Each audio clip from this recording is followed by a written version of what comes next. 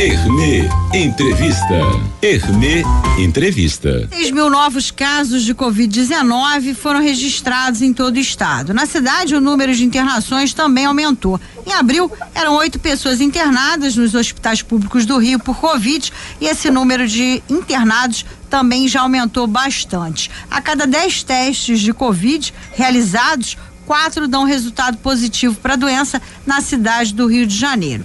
Houve então esse aumento aí, muita gente ainda não tomou a primeira dose de reforço e já está sendo aplicada a segunda dose de reforço para as pessoas acima de 50 anos. Eu vou conversar agora com o secretário de Estado de Saúde, Alexandre Kiep. Bom dia, secretário. Bom dia, menino, bom dia a todos os ouvintes. Secretário, qual é o atual quadro de casos de Covid aqui no estado do Rio de Janeiro? Pois é, o número ainda é um número pequeno quando comparado às ondas anteriores, né? O que a gente tem hoje é o aumento da taxa de positividade. Isso porque, menina, é um cenário de transmissão com a permanência ainda da variante Ômicron, que é aquela mesma variante que causou a onda em novembro e dezembro. É uma variante que causa muitos casos, mas a gravidade dela é menor. Então isso não se reflete no número de internações e no número de casos graves. Então a gente tem uma alta transmissão hoje, muito puxada por conta desse período mais frio do ano, que favorece essa doença de transmissão respiratória. Então por isso que a gente tem essa taxa de positividade elevada dos testes de antígeno. Na capital, em torno, você colocou agora de 4 em 10, no restante do estado como um todo, em torno de 2 em 10. Lembrando que essa taxa de positividade era de 1 a 2% até alguns meses atrás. A que o senhor atribui esse aumento aí no número de casos da doença no estado, né? Em alguns municípios, a gente está vendo aí que aumentou muito, né? Não tem quem a gente não conheça que está pegando, que tenha um conhecido, né? Com a doença agora. Já era esperado isso? E a que o senhor atribui esse aumento? Bom, a gente entrou agora, né, no período de sazonalidade das doenças de transmissão respiratória aqui no estado do Rio de Janeiro. A temperatura começa a cair e, historicamente, a gente tem um aumento da transmissão de doenças respiratórias. A Covid é uma doença de transmissão respiratória e a variante Ômicron, especificamente, é um vírus de uma transmissibilidade muito elevada. O que a gente está vendo, entretanto, que a imensa maioria desses casos agora estão acontecendo pessoas que não tiveram Covid nessa última onda. Então é uma segunda onda de transmissão, acometendo principalmente as pessoas que não foram naturalmente imunizadas pelo vírus na onda que aconteceu em novembro e dezembro. Na verdade, dezembro e janeiro aqui no estado. Quantas pessoas ainda não tomaram a primeira dose de reforço da vacina contra a Covid aqui no estado? Ainda tem muita gente? A primeira dose de reforço, a gente tem um número significativo de pessoas que não tomaram. Esse número chega até 40% em algumas faixas etárias. Então, essa é uma preocupação, porque a gente sabe que a vacina é uma vacina que ela perde imunidade, ela perde a capacidade de proteção ao longo do tempo, e esses reforços são importantes para poder alavancar essa proteção e fazer com que ela dure mais tempo. Então a gente está vendo aí, como o senhor falou, essa primeira dose de reforço, muita gente não tomou. E a segunda dose, como é que está a situação agora depois que teve o dia D de vacinação? Bom, na verdade, o dia D de vacinação agora foi vacinação contra a influenza, né? Mas algumas pessoas até aproveitaram para se vacinar. Isso. Então a gente ainda não tem os dados ainda consolidados da campanha de vacinação. Esses dados estão sendo inseridos, até porque a parte importante dos municípios fazem toda essa inserção no sistema de forma manual. Então, esses dados estão sendo compilados. O que a gente tem de concreto que foi um dia D com bastante movimento dos postos, em que praticamente todos os municípios fizeram a aplicação também da vacina contra a Covid. A gente agora, no final da semana, a gente vai ter o resultado dessa campanha e talvez isso tenha algum impacto também na vacinação de Covid. Como é que está a imunização das crianças com a BCG? A gente sabia que estava, né? A gente sabe que estava tendo falta dessa vacina. Como é que está agora? Menina, o que aconteceu com a BCG é que houve uma redução de quase 50% no quantitativo enviado aos estados como um todo, inclusive o estado do Rio de Janeiro. Nós tivemos que fazer uma readequação logística. O que isso quer dizer? Quando a gente tinha uma quantidade maior de vacinas, a gente aproveitava aquela oportunidade da criança nascendo e vacinava ela. E aí corria o risco, se não nascessem outras crianças, a gente perdia o restante das vacinas que continha no frasco. Mas isso, de certa forma, era importante para não perder aquela oportunidade de vacinação. Isso agora não é mais possível. Nós orientamos os municípios agora que concentrem a aplicação da BCG em determinados dias da semana, em determinados locais, principalmente nos locais onde há menor número de nascimentos, exatamente para poder utilizar todas as vacinas do frasco.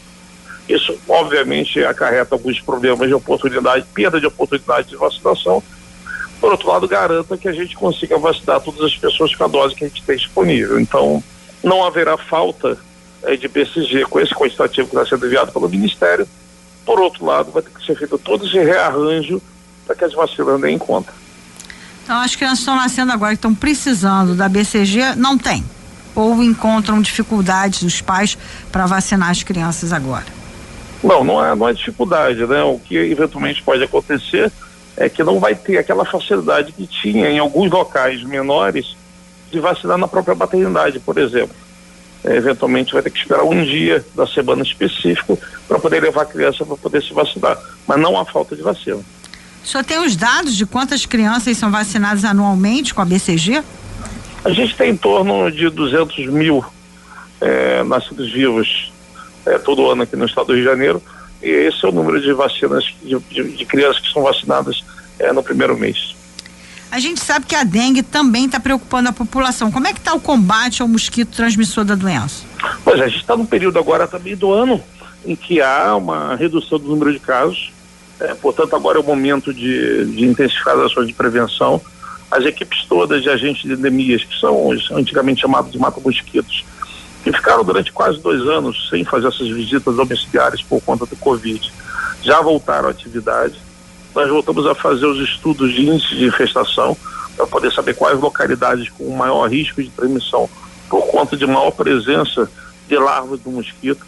Então, esse estudo já está compilado, foi repassado já para as secretarias municipais de saúde, e agora eu volto a dizer, é a hora da gente intensificar as ações de prevenção. Tanto o poder público quanto a sociedade, considerando que a gente está diante de uma doença que é transmitida por um mosquito que vive nas nossas casas. Então, a participação de cada morador é absolutamente fundamental. Quantas pessoas morreram esse ano de dengue hemorrágica? Esse ano nós temos 8 óbitos confirmados por dengue em todo o estado. Isso já acende o sinal de alerta. Já mostra que já há uma transmissão intensa da dengue, principalmente em alguns municípios da região noroeste do estado do Rio de Janeiro.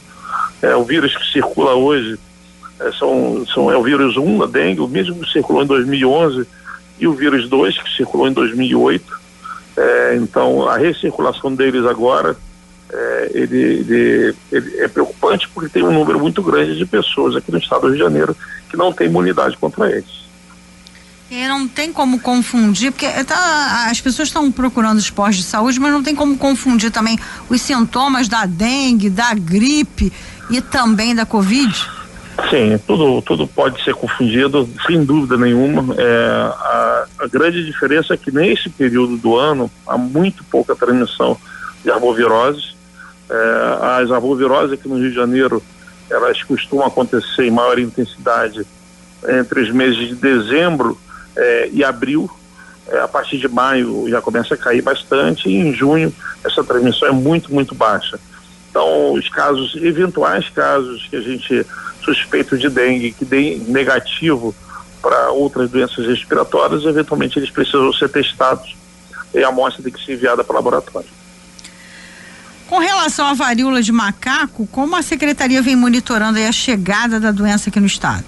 Pois é, tem todo um protocolo que já foi distribuído para as unidades de saúde em relação aos casos suspeitos. Todas as secretarias de saúde já receberam.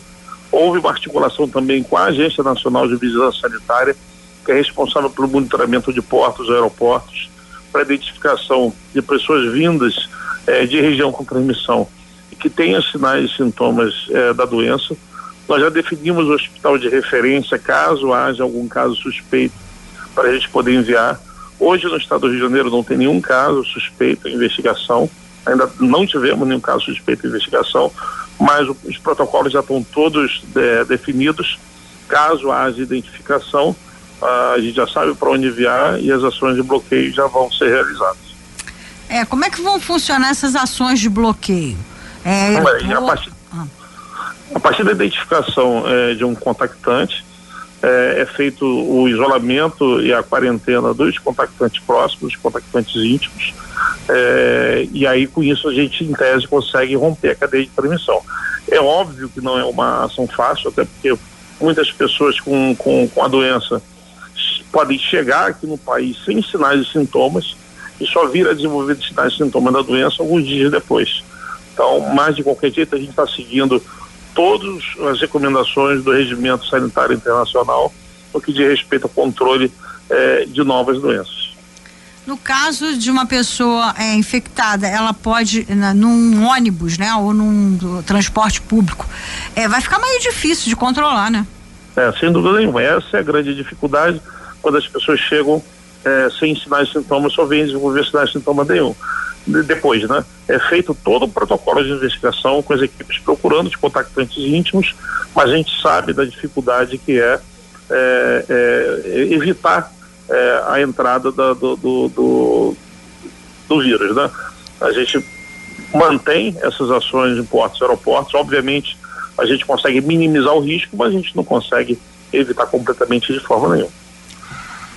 Depois que foi identificado, será que a gente tem condições, os hospitais públicos do Rio tem condições de abrigar esses doentes? Até porque a gente também não sabe quantas pessoas serão ou poderiam ser infectadas, né? O que a gente está vendo dos outros países é que a transmissão não é uma transmissão explosiva, né? Obviamente é preocupante, é uma doença que a gente não tem uma forma de prevenção ainda bem definida, o tratamento sintomático, enfim. Nosso hospital de referência hoje está definido. Claro que outros hospitais podem ser colocados também como hospital de referência, mas a princípio o que a gente está vendo dos outros países é uma transmissão sustentada, mas não explosiva, o que não sobrecarrega sobremaneira os serviços de saúde que são referência. Surgindo casos aqui no estado do Rio de Janeiro, poderia haver uma vacinação contra a varíola? Não existe uma vacina contra a varíola amplamente disponível, né? É uma varíola diferente, né, da varíola aqui dos humanos, até porque a varíola dos humanos já é uma doença erradicada já há algum tempo. A gente não tem hoje no mundo uma quantidade de vacina para vacinação de toda a população. Então as ações imediatamente são ações de bloqueio através da restrição de contato com outras pessoas suscetíveis.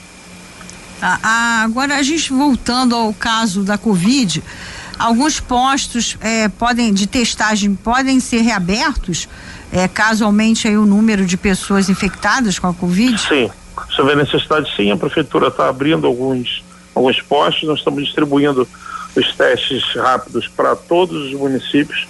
A orientação é que as UPAs realizem o teste daquelas pessoas sintomáticas, né?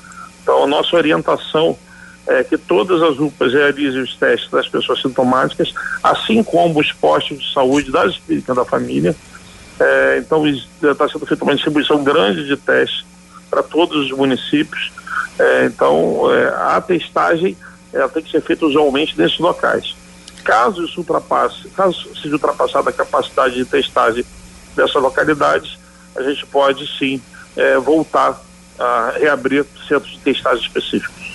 Secretário, essas pessoas então vão ser testadas, mas a gente está vendo aí que está aumentando. Eu mesma percorri vários postos e vi que as pessoas estão procurando aí não só para se vacinar, mas também para testar. Fica uma dúvida aí, as pessoas devem se vacinar com intervalo de 4 meses ou 6 meses? Entre a doença e a vacinação? Isso. São 30 dias o período recomendado entre a doença e a vacinação. Caso ela já esteja no período de tomar vacina e tenha ficado doente, ela espera 30 dias para poder tomar a vacina. Ok, mas espera de 4 a 6 meses da dose de reforço, da primeira dose que tomou? Pois é. Ela vai seguir a recomendação em relação ao tempo de espaçamento entre a última dose, que é de 4 a 6 meses. E caso ela tenha ficado doente, ela tem que ter um intervalo de 30 dias entre o início dos tais sintomas e a dose a ser aplicada. Ok. Eu conversei com o secretário de Estado de Saúde, Alexandre Kiep. Muito obrigado, um bom dia de trabalho para o senhor, secretário. Obrigado, Emiliana. Bom dia a todos.